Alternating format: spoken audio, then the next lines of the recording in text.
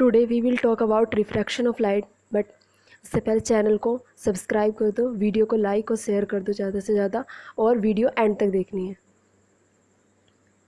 तो ना रिफ्रैक्शन क्या होता है? The bending of ray of light when it travels one medium to second medium. यहाँ पे मीडियम कर लेना कि जब कोई भी लाइट क्या करती है, ट्रैवल करती है, तो उसकी क्या हो जाती है, बेंडिंग हो जाती है जब एक मीडियम से दूसरे मीडियम में जाती है वो। और जब कोई भी when it travel rare medium to denser medium it bends towards normal. जब ये रेयर मीडियम से डेंसर मीडियम में जाती है तो किसकी तरफ बैंड हो जाती है? नॉर्मल की तरफ बैंड हो जाती है जब रेयर मीडियम से डेंसर मीडियम में जाएगी। रिफ्रैक्शन की डेफिनेशन अच्छे से पढ़नी है। The bending of ray of light when it travels one medium to second medium. Medium यहाँ पे मीडियम आएगा कि जब भी कोई लाइट ऑफ रे ट्रैवल करती है एक मीडियम से दूसरे मीडियम में, तो क्या हो जाती है? बैंड हो जाती है। और इसमें क्या होता है कि जब कोई लाइट रेयर मीडियम से डेंसर मीडियम में जाती है तो वो क्या हो जाती है? नॉर्मल की तरफ बैंड हो जाती है। जैसे यहाँ पे क्या है, ये क्या है हमारे पास? ये एयर है, मीडियम 1 है। ये हमारे पास क्या है? गिलास है। तो जब कोई इंसिडेंट रे यहाँ से जाएगी, एयर से ग्लास में जाएगी, तो क्या हो जाएगी? नॉर्मल टूवर्ड्स से नॉर्मल हो जाएगी, नॉर्मल की तरफ बैंड हो जाएगी वो, टूवर्ड्स से नॉर्मल। तो यहाँ पे क्या होगा कि ये क्या है हमारा? रेयर मीडियम है, ये डेंसर मीडियम है। तो जब भी कोई रे रेयर मीडियम से डेंसर मीडियम में जाती है तो वो क्या हो जाती है? नॉर्मल की तरफ क्या हो जाती है? बैंड हो जाती है। तो यहाँ पे ये बैंड हो गई है। तो ये क्या है हमारी? ये इंसिडेंट रे थी, और ये क्या है हमारी? रिफ्रैक्टेड रे है। ये हमारा एंगल आई होगा। जो इंसिडेंट रे के साथ एंगल बनता है, नॉर्मल के साथ जो एंगल बनता है वो क्या होता है हमारा? एंगल आई। और जो रिफ्लेक्टेड रे के साथ जो एंगल बनता है वो क्या होता है? आर होता है। हाँ, जब when it travel denser medium to rare medium it bends towards away normal. और जब डेंसर मीडियम से रेयर मीडियम में जाती है तो क्या हो जाती है? मतलब नॉर्मल से दूर हटती है, बैंड होती है नॉर्मल से दूर। ठीक है। When it travel denser medium to rare medium it bends away from normal. तो क्या होती है? वो नॉर्मल से दूर हट जाती है। देखो कि जैसे हमारे पास क्या था, ये डेंसर मीडियम है, गिलास हमारा डेंसर मीडियम है। यहाँ पे गिलास जो है हमारा ये डेंसर मीडियम है, मीडियम 1 है, और ये एयर जो है हमारा मीडियम 2 है, ये हमारा मीडियम 1 था।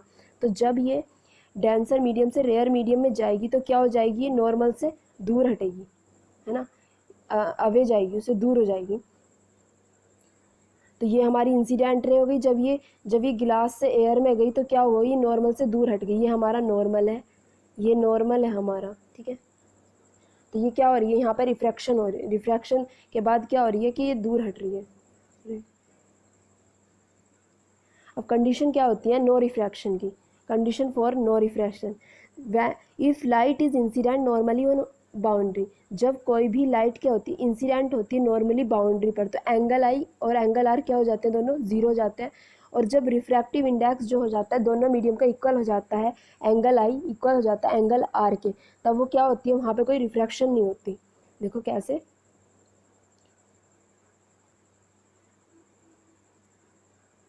हमारे पास क्या है? ये मीडियम 1 है हमारे पास, ये मीडियम 2 है, फिर ये मीडियम 3 आ गया। तो क्या होगा कि जब यहाँ से कोई इंसिडेंट रे जाएगी, फिर यहाँ पे क्या हो जाएगी? रिफ्रैक्ट हो जाएगी, फिर यहाँ पे जाएगी, आगे जाएगी, फिर यहाँ पे रिफ्रैक्ट हो जाएगी। तो क्या होगा इसमें? तो यहाँ पे ये सीधी जा रही है, नॉर्मल पे ही जा रही है, ये नॉर्मल पे ही जा रही है। तो यहाँ पे क्या हो जाएगा?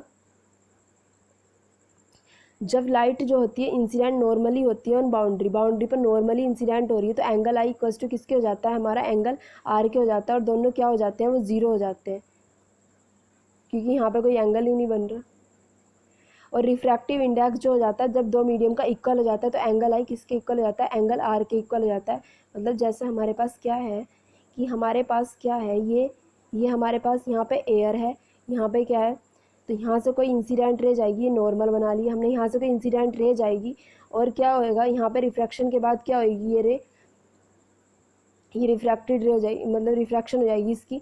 तो ये वाला एंगल जो होगा, ये एंगल आई और एंगल आर क्या होंगे? दोनों इक्वल हो जाएंगे। दोनों का रिफ्रैक्टिव इंडेक्स क्या होगा? इक्वल होगा। एंगल आई इक्वल होगा एंगल आर के। तो यहाँ पे तब भी क्या नहीं होने की? कोई रिफ्रैक्शन नहीं होने की।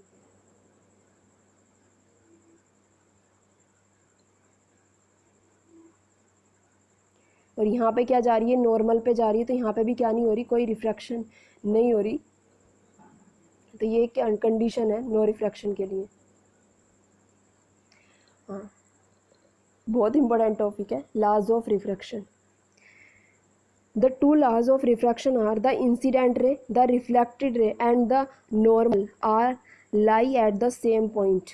सारे किस पे लाई करते हैं, सेम पॉइंट पे लाई करते हैं। इंसिडेंट रे, रिफ्लेक्टेड रे और नॉर्मल किस पॉइंट पे, एक सेम पॉइंट पे करते हैं, लाई करते हैं। जो रेशो होता है साइन आई का और साइन आर का, वो क्या होता है, कांस्टेंट होता है, sine I upon sine R equals to constant. ये फॉर्मूला भी याद करना है आपने।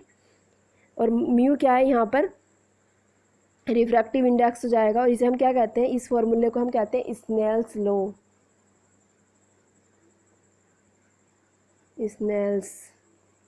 स्नेल्स लॉ कहते हैं इस फॉर्मूले को हम। Sine I by sine R equals to constant equals to mu.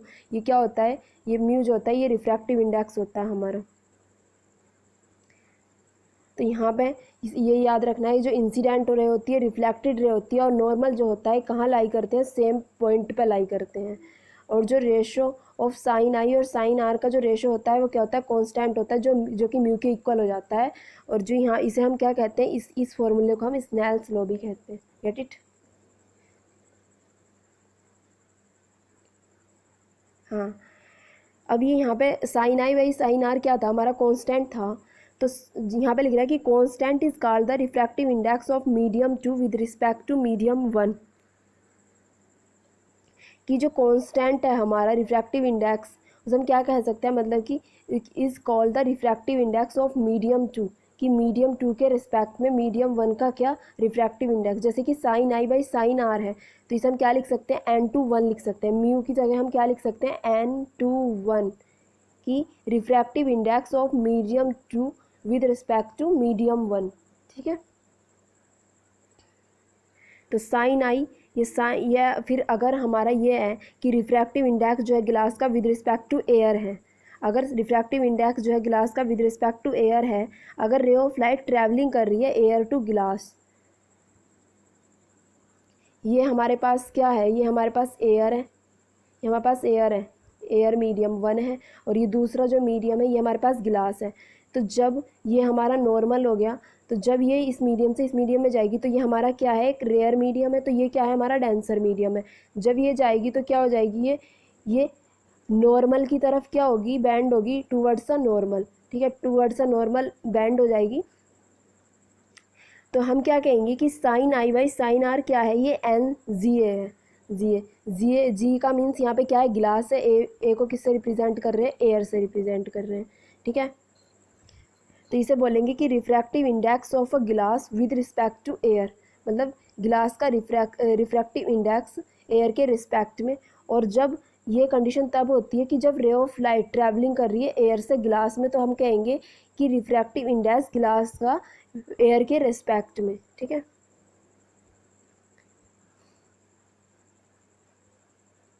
हाँ, अब हमें ना कुछ रिफ्रैक्टिव इंडेक्स याद करने हैं, कुछ सबस्टांस के जो मेरे न्यूमेरिकल में यूज़ हो जाते हैं।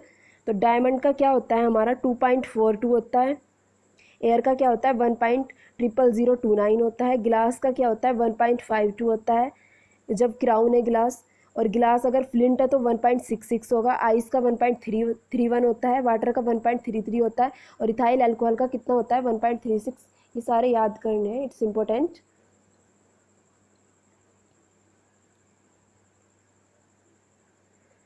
हम करेंगे रिफ्रैक्टिव इंडेक्स की बात, कि रिफ्रैक्टिव इंडेक्स की डेफिनेशन अगर हमें एग्जाम्स में आती है रिफ्रैक्टिव इंडेक्स की डेफिनेशन लिखने को, तो हम क्या लिखेंगे। तो यहाँ पे लिखेंगे velocity of light depends on the properties of a medium. ठीक है, जो वेलोसिटी ऑफ लाइट होती है डिपेंड्स करती है मीडियम की प्रॉपर्टीज़ पर, which is called a refractive index, जिसे हम क्या कहते हैं, रिफ्रैक्टिव इंडेक्स कहते हैं। जैसे यहाँ पे क्या है, हम म्यू से रिप्रेजेंट करते हैं रिफ्रैक्टिव इंडेक्स को। ठीक है, म्यू से रिप्रेजेंट करते हैं, म्यू यहाँ पे थोड़ा मैं बड़ा बना देती हूँ। म्यू इक्वल्स टू क्या होता है, velocity of light in vacuum. पहले सबसे पहले क्या, velocity of light in vacuum upon velocity of light in medium. ठीक है, और इसका जो फॉर्मूला होता है क्या होता है, mu equals to C by V. ठीक है, म्यू इक्वल्स टू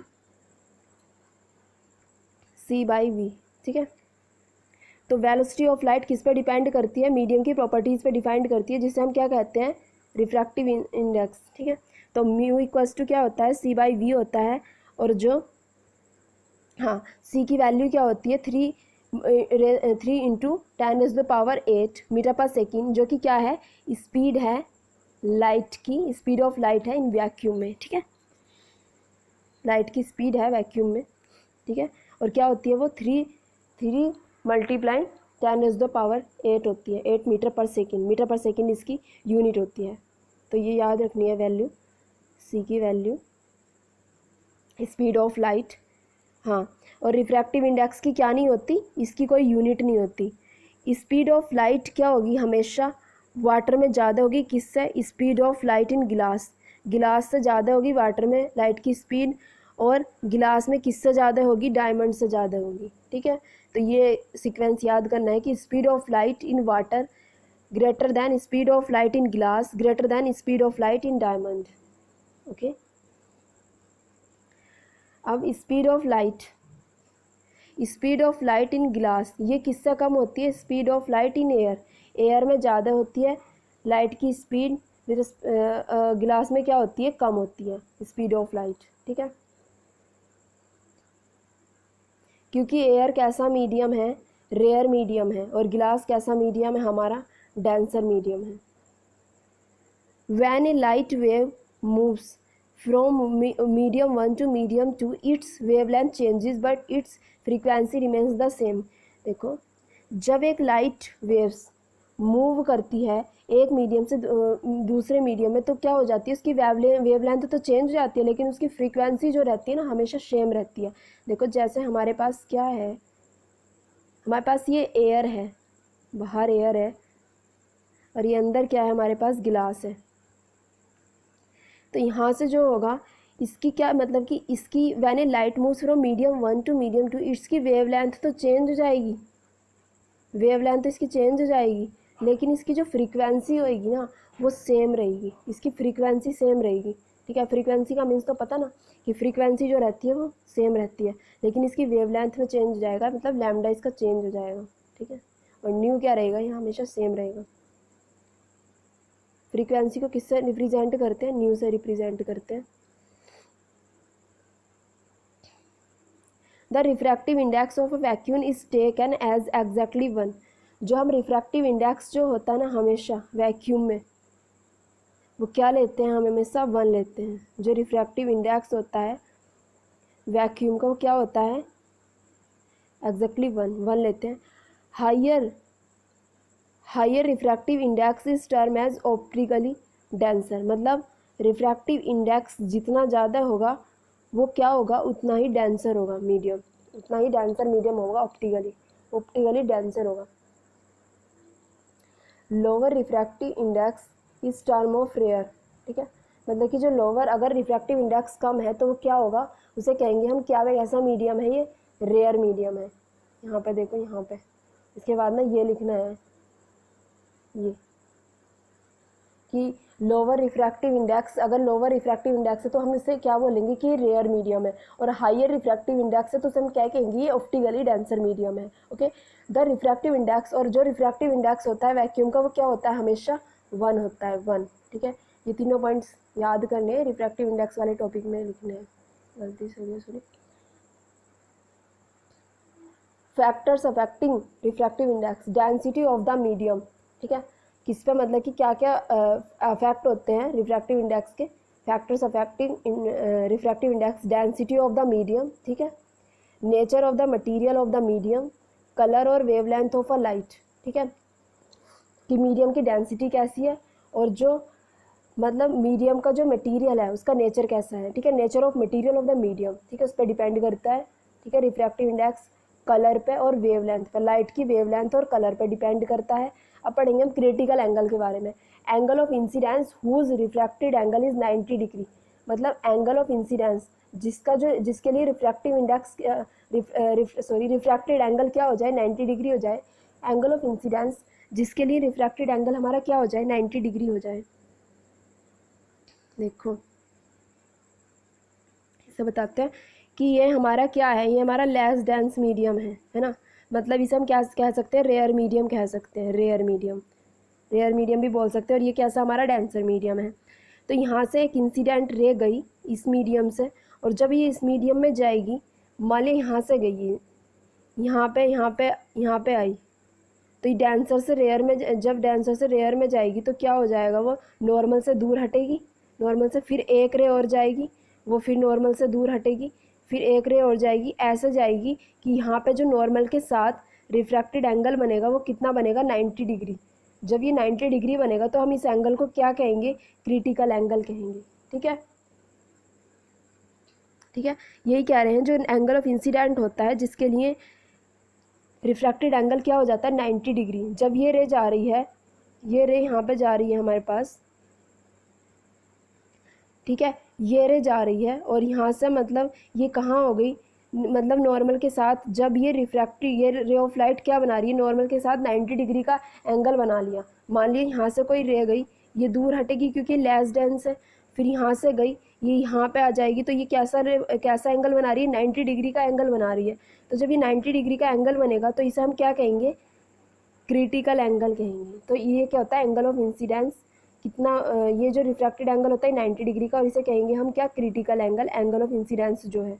ठीक है, और हाँ, फिर क्या होता है कि एक रे और गई, वो क्या हो गई, और दूर हट गई यहाँ से, मान लिया इस मीडियम में वापस आ गई। ठीक है, इतना दूर हट गई है, ये बैंड्स होगी, इतना इतना ज़्यादा बैंड्स होगी। तो जब ऐसी कंडीशन आ जाएगी तो हम उसे क्या कहेंगे, टोटल इंटरनल रिफ्लेक्शन कहेंगे। ठीक है, क्योंकि रिफ्लेक्शन के बारे में पढ़ा था ना पिछले चैप्टर में कि कभी भी जब कोई भी इंसिडेंट रे जब किसी भी मतलब किसी भी चीज़ पे पड़ती है, एक मतलब ये मिरर है, हमारा मिरर था, और वो क्या हो जाती है, उसी मीडियम में वापस लौट आती है, तो उसे क्या कहते हैं, रिफ्लेक्शन। तो यहाँ पे भी तो ये रिफ्लेक्शन ही हो रही है ना यहाँ पे, तो हम इसे कहेंगे टोटल इंटरनल रिफ्लेक्शन, जब ऐसी वाली कंडीशन आ जाएगी, जब 90 डिग्री से भी ज़्यादा एंगल बनने लग जाएगा, जब उसी मीडियम में वापस जाएगी तो जाएगा टोटल इंटरनल रिफ्लेक्शन। ओके,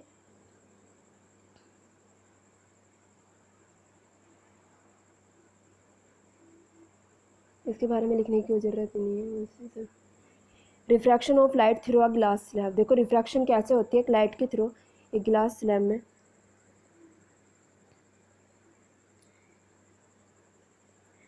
देखो ये हमारे पास क्या है, ये एक मीडियम है हमारा, ठीक है, ये मीडियम गिलास है, ये मान लिया हमारे पास क्या है, ये गिलास है, ये हमारे पास एयर है। ठीक है, तो जब ये क्या है, हमारा नॉर्मल है ना, तो यहाँ से क्या हो रही है, एक एक रे आ रही है यहाँ से, मान लिया यहाँ से आ रही है, ये रे है कोई, और ये रे क्या है, रे ऑफ इंसिडेंस है।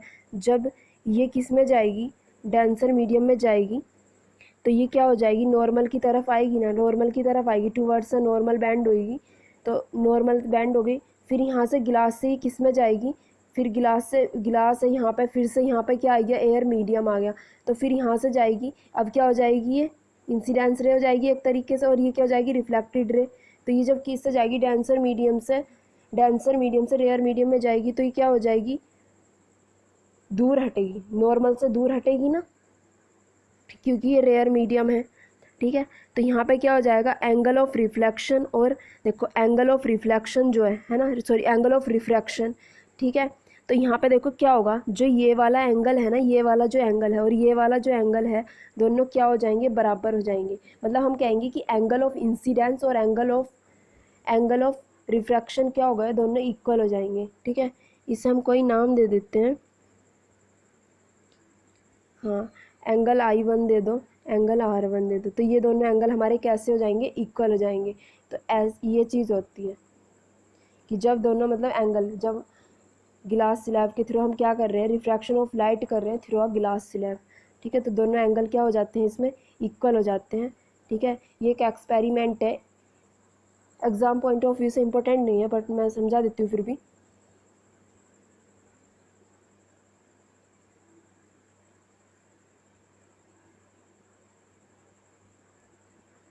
देखो लैटरल डिस्प्लेसमेंट क्या होता है,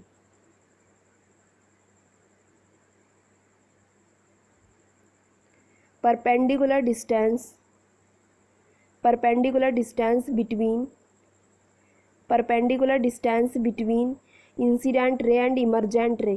ठीक है, जो परपेंडिकुलर डिस्टेंस होती है इंसिडेंट रे और इमरजेंट रे के बीच में से क्या कहते हैं हम, लेटरल डिस्प्लेसमेंट कहते हैं। देखो इसी से समझ लो, ये हमारी क्या है, अगर हम देखें तो ये हमारी इंसिडेंस, अगर हम देखें तो ये हमारी क्या जा रही है, कि इंसिडेंस रे जा रही है, और ये क्या है हमारी एक रिफ्रैक्टेड रे है।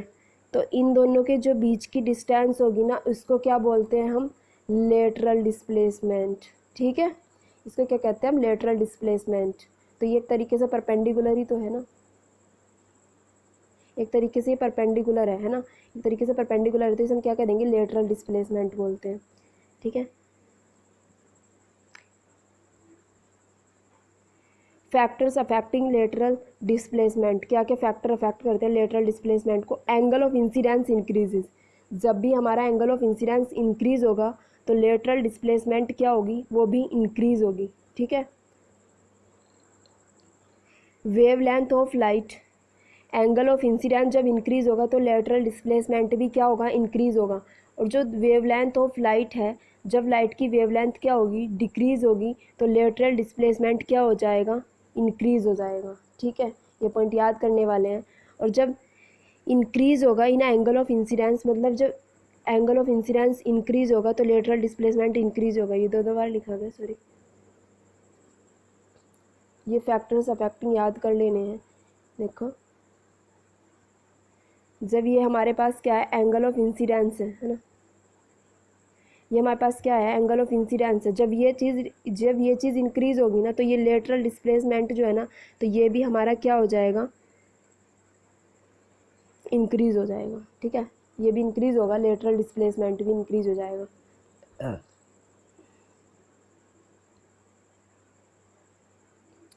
सॉरी, अगर हमें ये प्रूव करने को आता है कि n2 1 equals to n2 upon n2 1, ठीक है,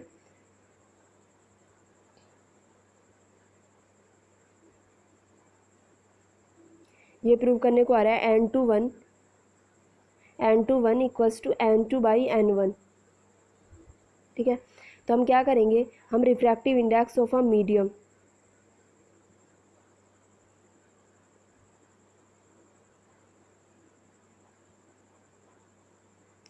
कि रिफ्रैक्टिव इंडेक्स जो है किसी मीडियम का m है ना, रिफ्रैक्टिव इंडेक्स जो है मीडियम का हमने m लेट कर लिया, तो nm क्या होगा हमारा, speed of light in vacuum upon speed of light in the medium.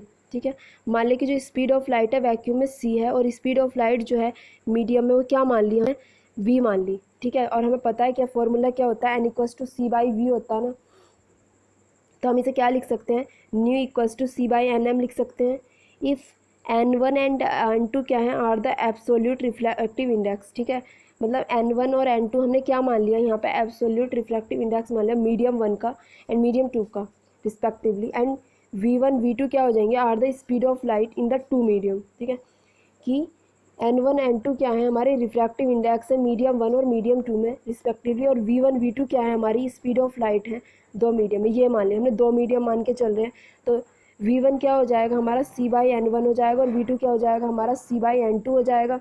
और इस स्नेल्स लॉ से हमें पता है n2 1 क्या होता है, या क्या होता है, μ क्या होता है, sin i/sin r होता है। या क्या कह देते हैं कि speed of light in medium 1 और upon speed of light in medium 2। ठीक, तो हम इसे कैसे लिख सकते हैं, n2 1 = v1/v2 और और ये क्या होता है हमारा, v1 क्या है हमारा c/n1 है, और v2 क्या हो जाएगा हमारा c/n2 हो जाएगा। और ये क्या हो जाएगा, जब हम ये c से c कट हो जाएगा, और यह क्या बचेगा यहाँ पे n2/n1, तो n2 1 क्या हो जाएगा, n2/n1 हो जाएगा। ये हमें प्रूव करना था। याद रखना है, सबसे पहले हमें रिफ्रैक्टिव इंडेक्स, मीडियम के रिफ्रैक्टिव इंडेक्स का फॉर्मूला लगाना है, nm मान लेंगे c/v, फिर हम दो रिफ्रैक्टिव इंडेक्स मान के चलेंगे, n1 और n2, मीडियम 1 में और मीडियम 2 में। और हमें पता है v1 और v2 क्या होती है, स्पीड ऑफ लाइट होती है, और v1 क्या होता है c/n1 और v2 c/n2। ओके, ठीक है, और स्नेल्स लॉ से क्या होता है कि जो रिफ्रैक्टिव इंडेक्स होता है मीडियम 2 का विद रिस्पेक्ट टू मीडियम 1, उसे हम क्या कहते हैं, n2 1 = medium of speed of light in medium 1 and upon speed of light in medium 2, तो n2 क्या हो जाएगा हमारा v1/v2 हो जाएगा। और क्या है यहाँ पे c/n1, v1 की वैल्यू पुट कर देंगे यहाँ से c/n1 और अपॉन c/n2, तो ये क्या हो जाएगा equals to n2/n1। Thank you.